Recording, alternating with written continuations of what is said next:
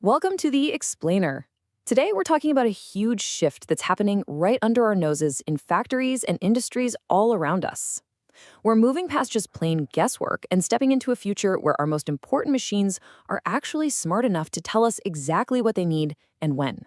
So let's just start with a simple question. What if all the complex gear we rely on every single day, everything from airplane engines to the robots on an assembly line, what if they could actually talk to us?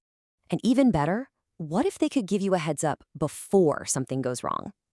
Look, this isn't some far-off science fiction idea. It's the very core of a massive change in how we take care of our most valuable equipment. To really get why this is such a big deal, we got to take a look at the old way of doing things. It's a system that's built on a foundation of, well, simple but often pretty flawed guesswork. For the longest time, we've relied on what's called preventative maintenance. The best way to think about it is changing the oil in your car. The rule of thumb is, every 5,000 kilometers or so, right? But here's the thing, is the oil actually bad at that point? Probably not. It's just a schedule based on an estimate. So you might be changing it way too early and wasting good oil, or even worse, something could go wrong way before that scheduled checkup. And this slide just lays it out perfectly. On the left, you've got preventative maintenance, which is all about the calendar. It's a schedule, an estimate. But on the right, you see predictive maintenance. It's not based on time at all. It's based on the actual, real-time condition of the machine. It's literally the difference between just guessing and actually knowing. So how do we make that jump from guessing to knowing? Well, this smarter strategy is being powered by a massive technological wave you've almost definitely heard of, Industry 4.0. It's all about connecting our physical world with the digital world, so things can work a whole lot smarter. So how do we actually listen to what our machines are telling us? It's not magic, right? It boils down to a few key pieces of tech all working together in harmony. First up, you've got sensors. Think of them as the eyes and ears, attached right to the machine, just constantly gathering data.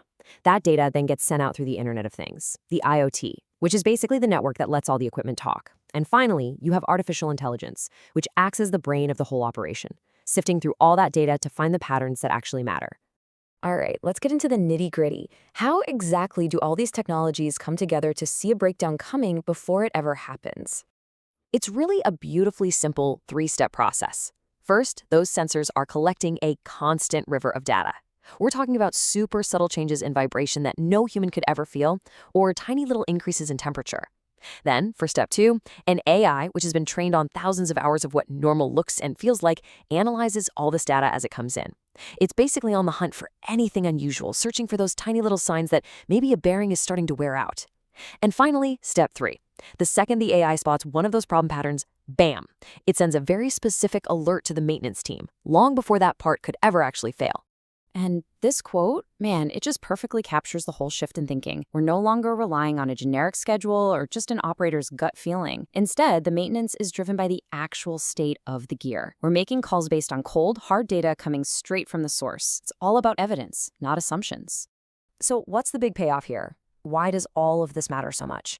Well, the number one absolute game changer is cutting down on unplanned downtime. When a critical machine just stops working out of the blue, the costs are insane. You lose production, repairs are expensive, you get massive delays. By fixing things before they break, companies save a ton of money. They make things safer, and they dramatically extend the life of their equipment. But believe it or not, predictive maintenance isn't even the end of the story. There's another level to this, an even more advanced strategy that some of the most important industries are starting to use, pushing the limits of what reliability can be. This next level up is called reliability-centered maintenance, or RCM. Okay, so if predictive maintenance is like your fitness tracker giving you a health alert, RCM is like having a whole team of specialists create a personalized wellness plan for an Olympic athlete.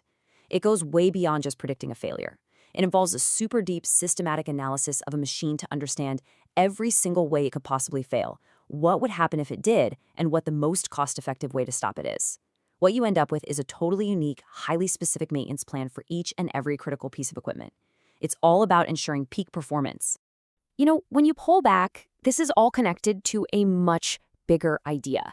Intelligent maintenance isn't just about making factories run better. It's a fundamental part of the circular economy. By taking care of our gear with this level of precision, we make it last way, way longer. And that means we use fewer raw materials to build replacements. We create less waste from throwing out old parts, and we finally start to break free from that use it and toss it mindset.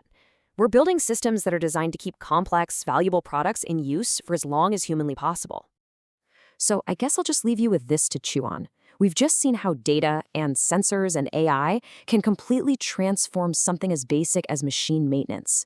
So the real question is, if our machines can become this smart and this proactive about their own health, what other complex systems in our world are just waiting to be completely redesigned from the ground up?